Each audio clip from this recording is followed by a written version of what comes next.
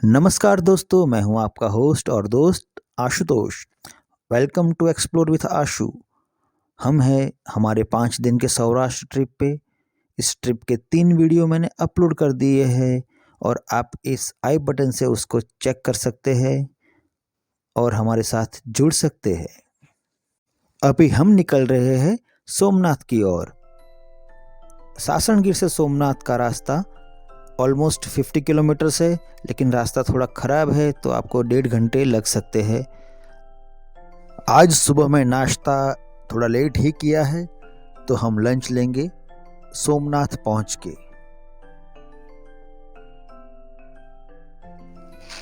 सोमनाथ पहुंच गए हैं और हमने एक्सप्लोर किया है कि यहाँ पे सागर दर्शन रेस्टोरेंट बहुत बढ़िया है। हमने वहीं पे लंच किया, हमारा एक्सपीरियंस बहुत अच्छा रहा। अभी हम पहुंच रहे हैं हमारे होटल शिवाय।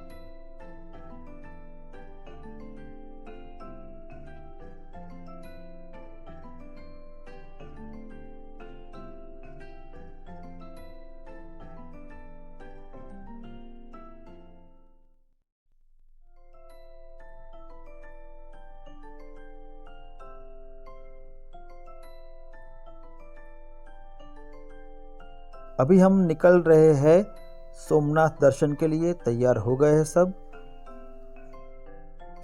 सोमनाथ लोकल साइट सीइंग के लिए आप अपने खुद के व्हीकल से भी जा सकते हैं। यहाँ से सोमनाथ मंदिर ट्रस्ट का बस भी निकलता है, दोपहर 3 बजे निकलता है। तो हमको वो टाइम कन्वीनियंट नहीं था, हमको थोड़ा रेस्ट करना था, तो थोड़ा रेस्ट करके हम अभी निकले हैं 4:30 बजे। होटल से बात करके हमने एक ऑटो बुक करवाया है, चार्ज किया है 450 रुपीज़।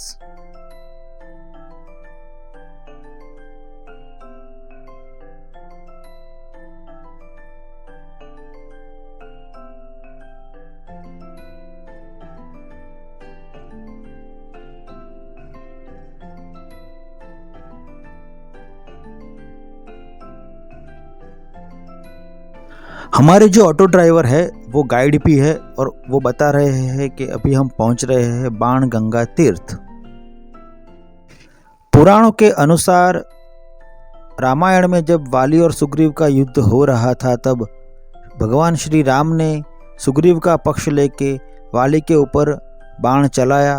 भगवान श्री राम द्वारा किए गए इस छल से विचलित होके वाली ने भगवान से पूछा, भगवान ये छल क्यों? तब भगवान राम ने जवाब देते हुए कहा कि हे वाली, ये सब विधि का विधान है और इस अन्याय का तुमको न्याय मिलेगा अगले जन्म में। और कहते हैं कि अगले जन्म में वाली शिकारी बना और वही शिकारी इस क्षेत्र में शिकार की खोज में घूम रहा था। तब उसको भालका तीर्थ में बैठे हुए भगवान श्री कृष्ण के चरण हिरण के मुख के जैसे दिखे और उसने उसके ऊपर बाण चला दिया और वही निमित्त बना भगवान श्री कृष्ण के देह त्याग का।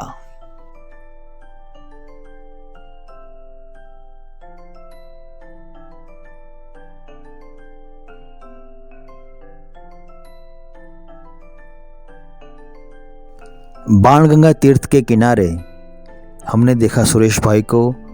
उनके पास थे कुछ प्रेशियस स्टोन और वो सीप से लाइव मोती भी निकाल रहे थे। मैंने तो ये पहली बार देखा। दोस्तों, आपने क्या पहले ये देखा है? अगर देखा है तो कमेंट में ज़रूर बताइए।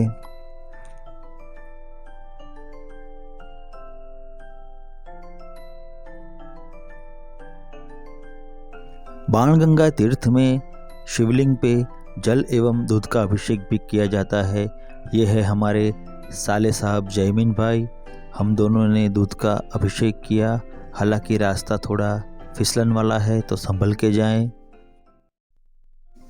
अभी हम पहुंच चुके हैं सोमनाथ के भालका तीर्थ स्थान में। भालका तीर्थ स्थान का उल्लेख स्कंद पुराण में भी है, जिसका इतिहास, जिसकी कथा मैंने आगे भी आपको सुनाई। यहाँ पे पीपल के पेड़ के नीचे यादवों की दुर्दशा से विचलित होके भगवान श्री कृष्ण ध्यानमग्न अवस्था में बैठे हुए थे। उन्होंने एक पैर के ऊपर अपना दूसरा पैर चढ़ाया हुआ था। वह पैर शिकारी को हिरण के मुख के जैसा लगा और उसने जो बाण चलाया वो श्री कृष्ण भगवान के पैर में आके लगा और यही निमित्त बना श्री कृष्ण भगवान के देह त्याग का। आइए प्रवेश करते हैं भालका तीर्थ मंदिर के गर्भगृह में। बहुत ही मनोरम्य मूर्ति है। माफी मांगता हुआ शिकारी, और ये वही पीपल का पेड़ है जिसका अवशेष मात्र अभी है, जिसके नीचे भगवान श्री कृष्ण को बाण लगा था।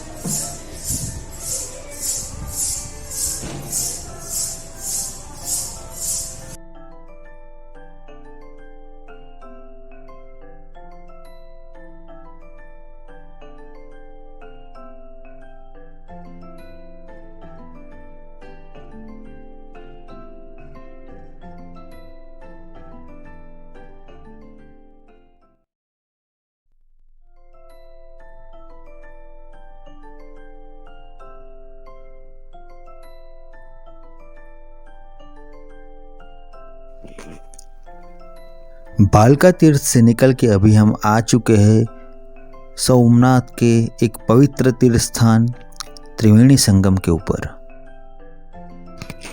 यहाँ पे हिरण नदी, कपिला नदी और सरस्वती नदी का संगम होता है। यह स्थान काफ़ी पवित्र माना जाता है और संगम होने के कारण ये पितरों का स्थान भी माना जाता है।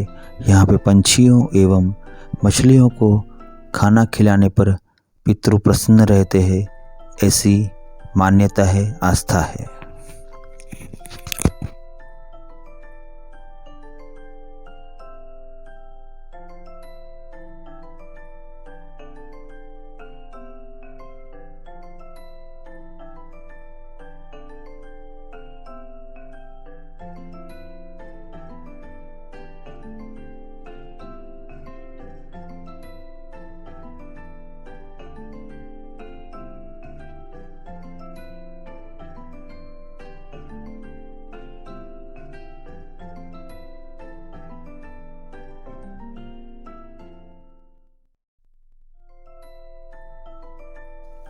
ढलती हुई शाम, ढलता हुआ सूरज, चहचहाते हुए पंछी और नीरव जल, और क्या चाहिए मन को सुकून के लिए।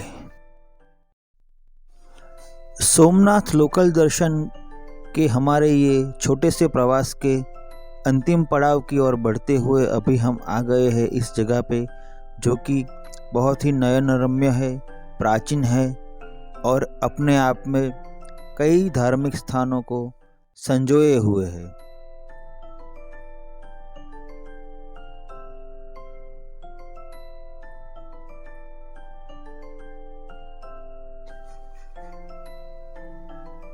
हिरन नदी के किनारे स्थित ये परिसर काफ़ी शांत है, काफ़ी चेतनामयी है। यहाँ के मन को बहुत ही शांति का और दिव्यता का अनुभव होता है।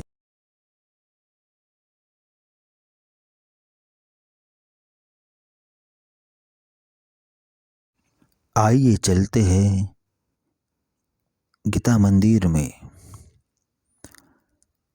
गीता मंदिर में ये है भगवान श्री कृष्ण की मनोरम्य मूर्ति, साथ में गौ माता।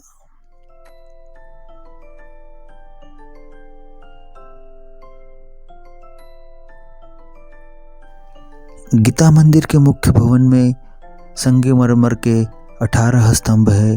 हर एक स्तंभ पे श्री भागवत गीता का एक अध्याय मुद्रित है।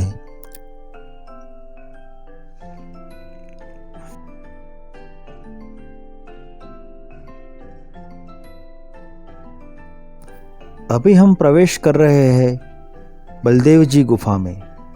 पुराणों के अनुसार भालका तीर्थ में जब श्री कृष्ण भगवान के पैर में बाण लगा और वो घायल हुए, तब वह घायल अवस्था में यहाँ पे आए और यहाँ पे उन्होंने प्राण के त्याग किए थे।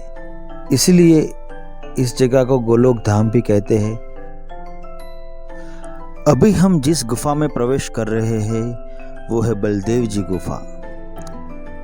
भालका तीर्थ में बाण लगने के बाद जब श्री कृष्ण ने यहाँ आके अपने प्राण त्याग किए, तब बलदेव जी भी अपना मूल स्वरूप यानी कि शेषनाग का स्वरूप धारण करके पाताल लोक में चले गए। ये वही स्थान है।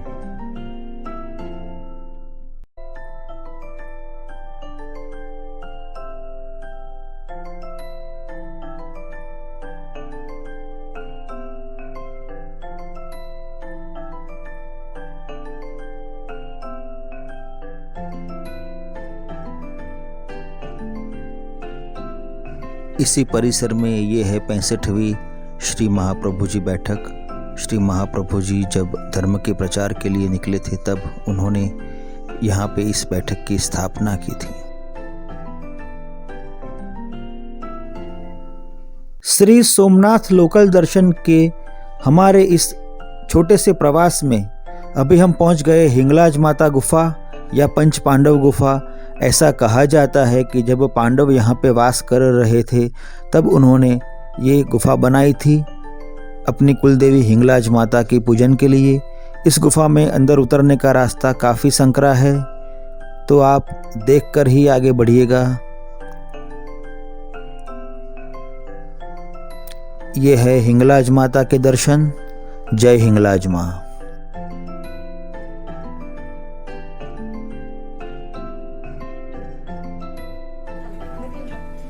हिंगलाज माता गुफा परिसर में ही है सूर्यकुंड। ऐतिहासिक महत्व को संजोए हुए ये सूर्यकुंड, कहा जाता है कि पांडव यहाँ पे स्नान करते थे पूजा करने से पहले। लेकिन बहुत दुख की बात है कि इस ऐतिहासिक धरोहर को बिल्कुल ही मेंटेन नहीं किया गया है। काफ़ी गंदगी है और कई टूरिस्ट इसके बारे में जानते ही नहीं हैं।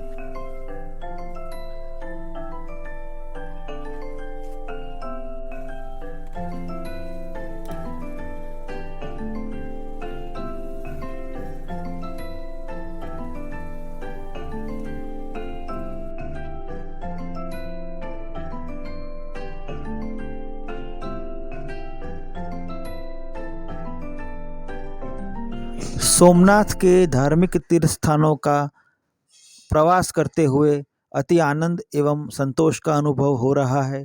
अभी हम आ पहुँचे हैं हमारे अंतिम स्थान पे, जो है आदि शंकराचार्य मठ एवं कामनाथ महादेव।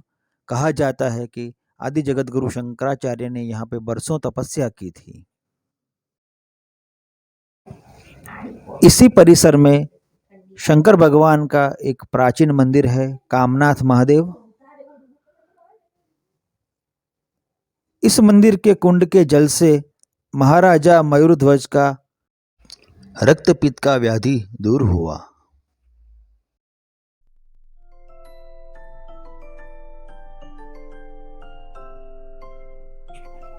साथियों, सोमनाथ लोकल दर्शन की टूर हमने हमारे समय के अनुसार ही कंप्लीट कर ली है।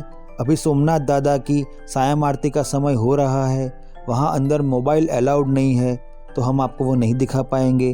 सायं आरती देखने के बाद मंदिर के घुम्मट पे एक लेसर शो रहता है, वो हम देखेंगे। और कल हम जाएंगे द्वारिका।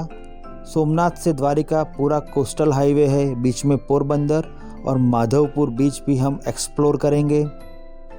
तो आप सब हमारे साथ बने रहना। इस वीडियो को पूरा देखने के लिए बहुत बहुत धन्यवाद। इसी के साथ मैं आपका दोस्त आशु, एक्सप्लोर विथ आशु से आपको बाय बाय कहता हूँ। Thank you, take care.